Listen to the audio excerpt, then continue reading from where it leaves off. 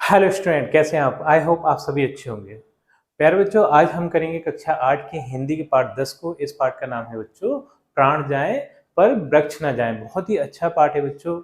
इससे पहले वाली वीडियो में मैंने इस पाठ के पूरे एक्सप्लेनेशन दे दिया था, अच्छे से समझा दिया था। और इस वीडियो में हम इस पाठ के प्रश्नोत्तरों को करने वाले हैं बच्चों। बिल्कुल भी देर ना करते हुए चलते हैं इस पाठ के प्रश्नोत्तरों की तरफ। इस पाठ का जो प्रश्न क्रमांक 1 है बच्चों, वो है निम्नलिखित शब्दों के अर्थ शब्दकोश से खोजकर लिखिए। तो यहाँ पर कुछ शब्द दिए थे जो कि कठिन शब्द थे। उनके अर्थ हमारी जो पाठ्य पुस्तक के पीछे जो शब्दकोश दी रहती है वहां से खोज के हमें लिखना था। तो मैंने इन शब्दों के अर्थ यहाँ पर लिख दिए हैं। आप यहाँ से देखकर लिख सकते हैं और इन्हें याद कर सकते हैं। जैसे रक्षक का अर्थ होता है रक्षा करने वाला, जो हमें सेफ्टी दे या फिर रक्षा करे। जैसे कि बॉडीगार्ड वगैरह होते हैं, उन्हें हम क्या बोलते हैं? रक्षक बोलते हैं। ठीक है। ये क्या है? ताम्रपत्र, यानी तांबे का पत्थर या फिर स्मृति पत्र। तो तांबे की एक सीट हुआ करती थी, उसको हम ताम्रपत्र बोलते हैं। पहले के जमाने में क्या है बच्चों, ये इस तरीके के कागज वगैरह नहीं चलते थे। तो ये तांबे का पत्र प्रयोग में लाया जाता था। जो राजा वगैरह होते थे वो अपने आदेश इन ताम्रपत्रों में लिखवा दिया करते थे, जिससे कि आम जनता इसे पढ़े और उनका आज्ञा का पालन कर पाए। अगला है श्रद्धांजलि। श्रद्धांजलि के अर्थ होता है मरने के बाद श्रद्धा प्रकट करने हेतु व्यक्त शब्द। तो किसी व्यक्ति की मृत्यु हो गई तो उसके उसकी श्रद्धा प्राप्त करने के लिए हम उसके लिए कुछ शब्द बोलते हैं। उन शब्दों को हम क्या बोलते हैं? श्रद्धांजलि बोलते हैं। ठीक। अगला है संवर्धन। संवर्धन का अर्थ होता है वृद्धि या विकास। ठीक। अगला है शहीद यानी बलिदान। किसी अच्छे कृत्य के लिए अपने प्राणों को त्यागना शहीद कहलाता है या फिर बलिदान देना कहलाता है। ठीक। अगला है प्रशस्ति। इसका अर्थ होता है प्रशंसा। उत्कृष्ट का अर्थ होता है उच्च कोटि का। इस तरीके से आप इन कठिन शब्दों के अर्थों को याद कर लीजिएगा बच्चों। अब चलते हैं अगले प्रश्न की ओर। जो अगला प्रश्न है, प्रश्न क्रमांक 2, वो है निम्नलिखित प्रश्नों के संक्षेप में उत्तर दीजिए। ठीक है। तो इसका जो का नंबर वाला प्रश्न है वो है सैनिकों की कुल्हाड़ी का सबसे पहला विरोध किसने किया था?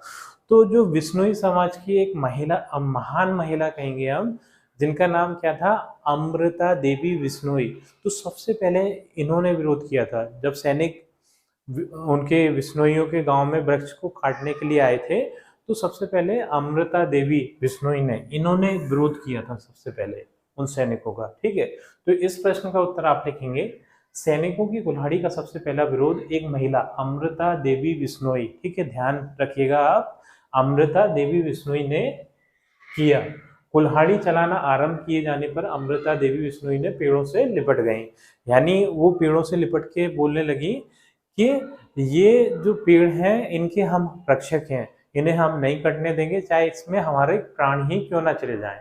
ठीक है। तो उन्होंने पेड़ों की रक्षा करते हुए अपना बलिदान दिया, वहां वो शहीद हुई। ठीक। इसलिए इन्हें भारतीय इतिहास में पेड़ों के संरक्षण के रूप में याद किया जाता है बच्चों। ठीक।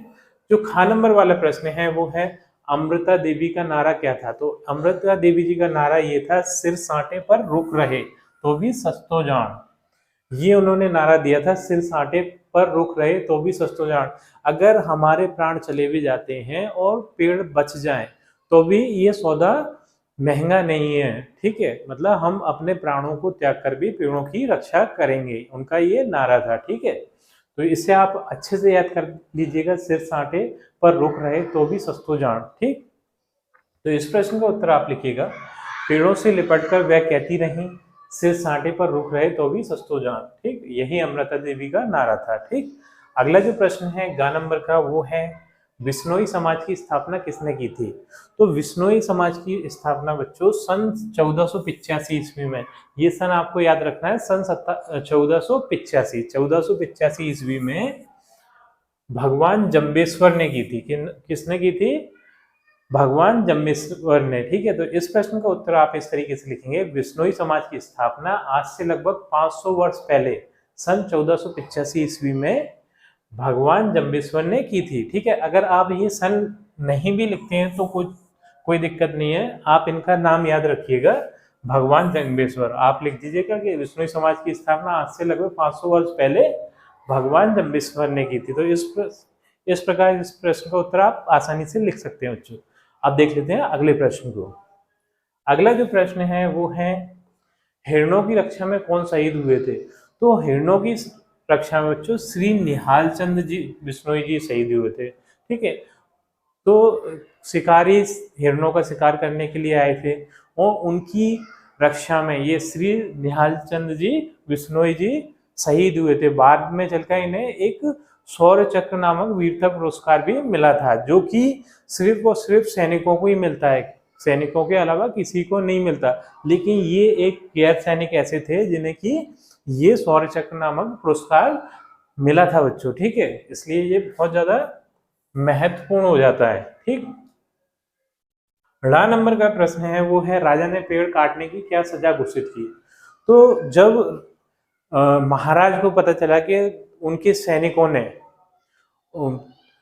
पेड़ काटने के चक्कर में बहुत से 362 विश्नोई समाज के व्यक्तियों को काट दिया है, ठीक है, मार दिया है, उनकी मृत्यु कर दी है। तो राजा को इस बात पे बहुत ज्यादा पछतावा हुआ और उन्होंने पेड़ काटने पर एक सजा डिसाइड करी कि जो भी है ना पेड़ काटेगा उसको सजा दी जाएगी। ठीक है, तो इस प्रश्न का उत्तर आप इस तरीके से लिखेंगे, राजा अभय सिंह ने सैनिकों के दुष्कृत्य, दुष्कृत्य मतलब बुरा काम, ठीक है, दुष्कृत्य का अर्थ क्या है बच्चों?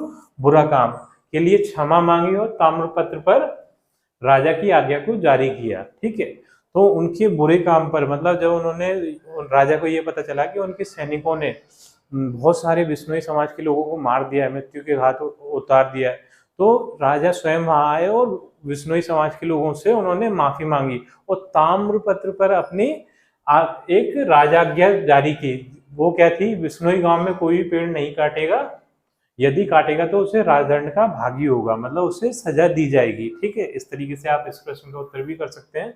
अब देख लेते हैं बच्चों अगले प्रश्न में। जो प्रश्न क्रमांक 3 है वो है, निम्नलिखित प्रश्नों के उत्तर विस्तार से लिखिए। अब जो प्रश्नों के उत्तर होंगे बच्चों वो थोड़े से बड़े होंगे। ठीक है, तो इसका जो पहला प्रश्न है का नंबर का वो है, जोधपुर के राजा अभय सिंह को लकड़ी की आवश्यकता क्यों पड़ी, इसके लिए उन्होंने क्या किया? तो जो जोधपुर के राजा थे अभय सिंह, वो अपना महल बनवा रहे थे, तो महल बनवाने के लिए उन्हें लकड़ी की आवश्यकता पड़ी थी और उसके लिए उन्होंने अपने सैनिकों को आदेश दिया कि आप जाइए और लकड़ी काट के लेके आइए। तो सैनिक वहां जाते हैं, बिश्नोइयों के गांव में खेजड़ी नामक गांव था उनका, वहां जाते हैं और लकड़ी काटने के लिए कहते हैं। तो वहां पर क्या है कि जो बिश्नोई समाज के लोग थे उन्होंने उनका विरोध किया और विरोध किया तो उस चक्कर में उन्होंने उनको ही मार दिया सैनिकों को। ठीक है, फिर उसके बाद राजा ने उनसे माफी भी मांगी थी, एक ताम्रपत्र पर राजाज्ञा देकर ये कहा था कि खेजड़ी गांव से अब कोई भी लकड़ी नहीं काटेगा, अगर कोई काटता हुआ पाया जाता है तो उसको राजदंड का भागीदारी होगा वो। तो इस प्रश्न का उत्तर आप इस तरीके से लिख सकते हैं बच्चों, जोधपुर के राजा अभय सिंह ने अपना महल बनवाया, इसके निर्माण के लिए राजा अभय सिंह को लकड़ी की आवश्यकता पड़ी, इसके लिए राजा अभय सिंह ने अपनी सेना के कुछ सैनिकों को लकड़ी काटकर लाने का आदेश दिया।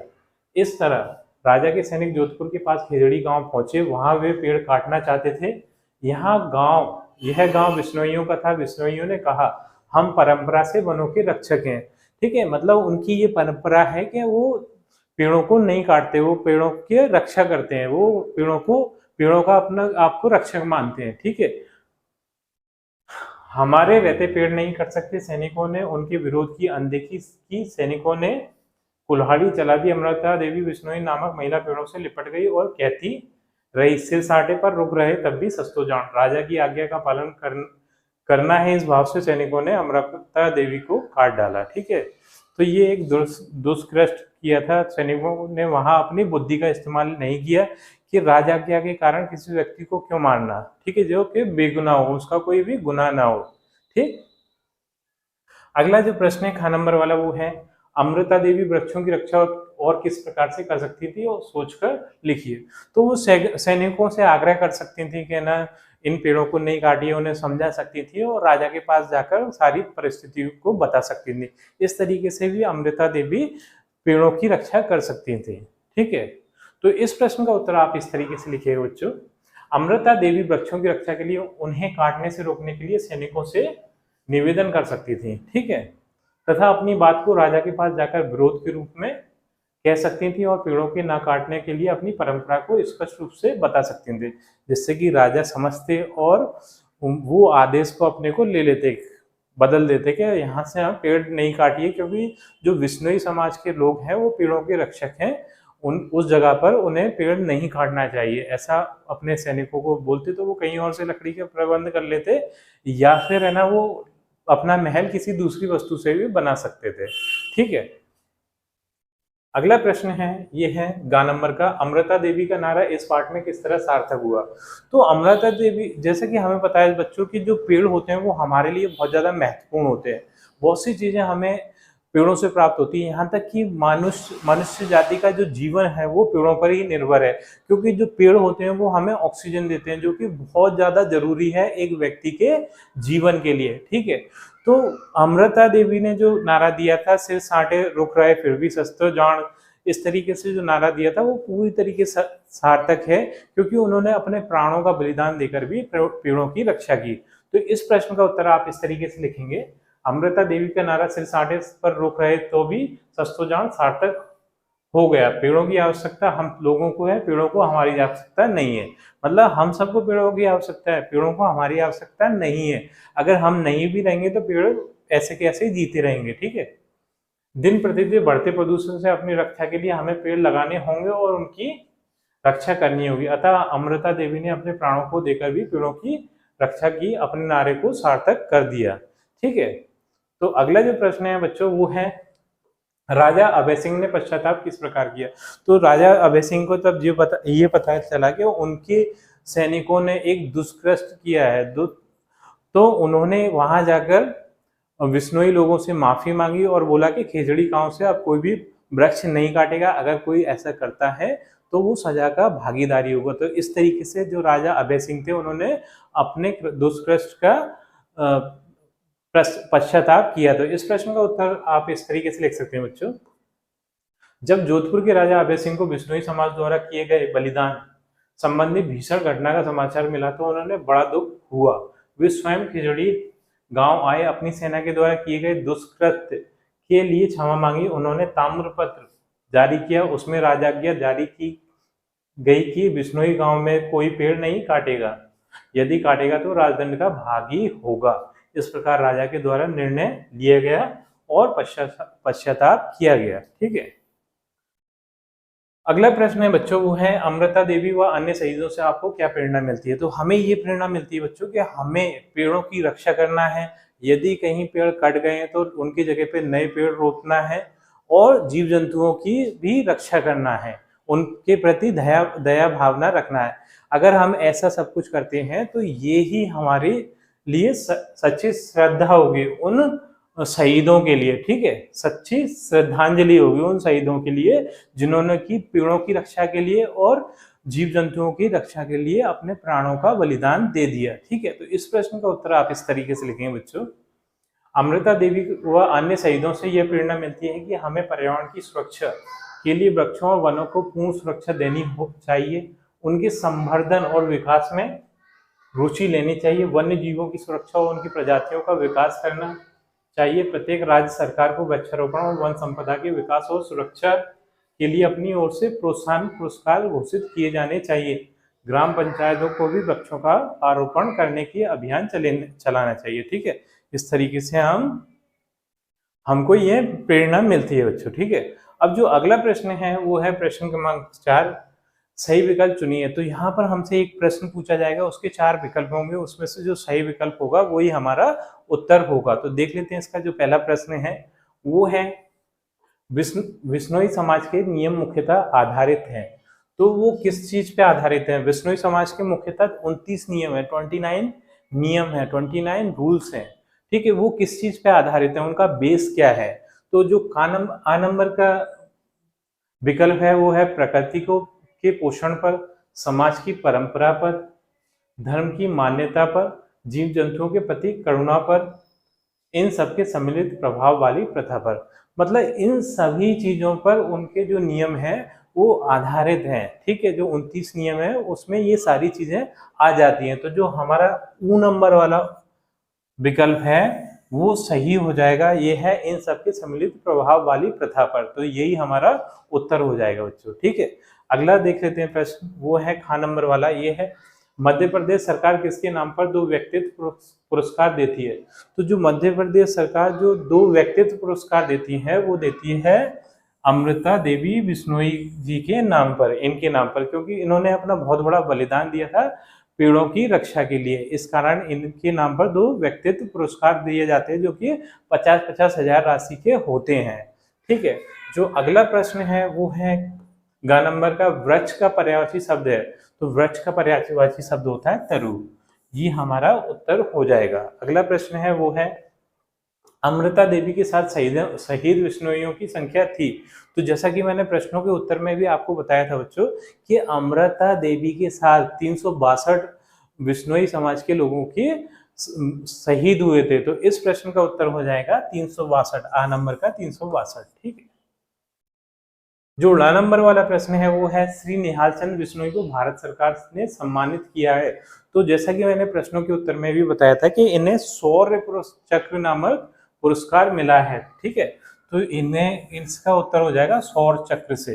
ठीक है, जो कि एक ऐसा सम्मान है जो कि सिर्फ सैनिकों को मिलता है, लेकिन इन्हें गैर सैनिकों को इन्हें ही मिला है। ठीक है, तो इस प्रश्न के उत्तर के साथ हमारी ये वीडियो कंप्लीट होती है बच्चों, और आई थिंक ये वीडियो आपको अच्छी लगी होगी। सारे प्रश्नों के उत्तर आपको अच्छे से समझ में आए होंगे बच्चों। यदि वीडियो आपको अच्छी लगी है तो वीडियो को लाइक करिए, चैनल को सब्सक्राइब करिए। आपसे मिलते हैं अपनी अगली वीडियो में।